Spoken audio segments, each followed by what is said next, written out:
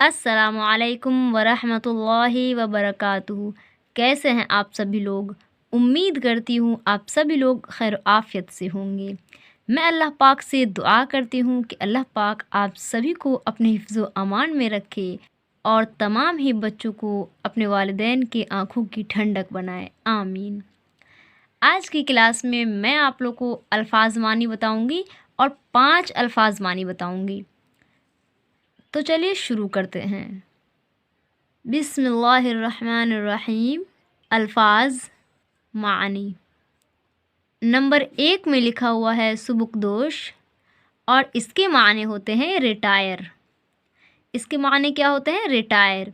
यानी कि उर्दू बुक में अगर कहीं भी सुबुकदोश लिखा हो तो आप समझ जाएगा कि इसका मतलब होता है रिटायर हो जाना। नंबर 2 में लिखा हुआ है माआश और माआश के माने आते हैं रोज़ी।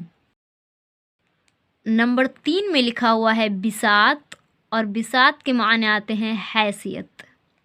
नंबर 4 में लिखा हुआ है सिफ्त और सिफ्त के माने आते हैं खूबी। नंबर 5 में लिखा हुआ है कतार और कतार के माने आते हैं लाइन, सफ़। तो ये थे 5 अल्फ़ाज और उसके मानी। तो चलिए अब हम कुछ आगे का काम कर लेते हैं। तो यहाँ देखिए नंबर 1 में लिखा हुआ है बहुत और मैं इसको आपको लिखकर अभी बताऊँगी और इसी तरह से आपको भी लिखना है। तो इस वर्ड को आपको कितना दफ़ा लिखना है? यहाँ देखिए 15 दफ़ा। कितना दफ़ा लिखना है? 15 दफ़ा, ताकि आपको बेहतरीन तरीके से ये वर्ड लिखना आ जाए। इस तरह से बा बनाएंगे, इस तरह से बा बनाएं और बीच में से इस तरह से मोड़ के लाएंगे, फिर इस तरह सूसा बनाएंगे और यहाँ पर से ता बना देंगे। 2 नुक्ता डाल देंगे और यहाँ बा का नुक्ता डाल देंगे और यहाँ हाँ का सूसा डाल देंगे।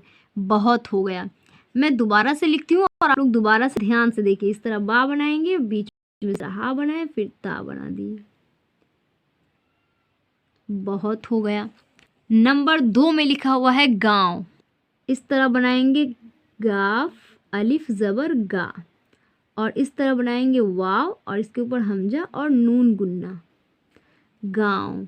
दोबारा से देखिए, गाफ अलिफ ज़बर गा, हमजा वाव पेश ओ और नून गुन्ना, गाँव।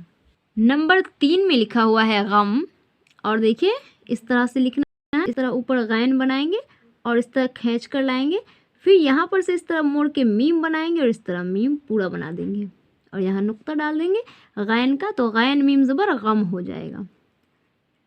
इस तरह से बनाएंगे। नंबर 4 में लिखा हुआ है नहीं, तो देखिए इसको किस तरह से लिखना है। इस तरह नून का सूसा बनाएंगे और इस तरह हा बनाएंगे और या का सूसा बनाएंगे और फिर नून गुन्ना बना देंगे। नून का नुक्ता यहाँ डालेंगे, हा का सूसा यहाँ डालेंगे और या का नुक्ता ऐसे डालेंगे, नहीं नहीं। नंबर 5 में लिखा हुआ है शख्स, तो देखिए इस तरह लिखना है। ऊपर से शीन बनाएंगे इस तरह, फिर थोड़ा सा खींच के लाएंगे, फिर इस तरह खा, फिर खींच के लाएं, इसमें साद और फिर थोड़ा सा और खींच के लाएंगे और पूरा साद बना देंगे। यहाँ बड़ी शीन का नुक्ता डाल देंगे और यहाँ खा का नुक्ता डाल देंगे तो शख्स हो जाएगा। तो इसी के साथ मैं आज की क्लास को मुकम्मल करती हूँ और अल्हम्दुलिल्लाह आज की क्लास कंप्लीट हो गई है और मुझे उम्मीद है कि आप लोगों को आज की क्लास बहुत पसंद आई होगी।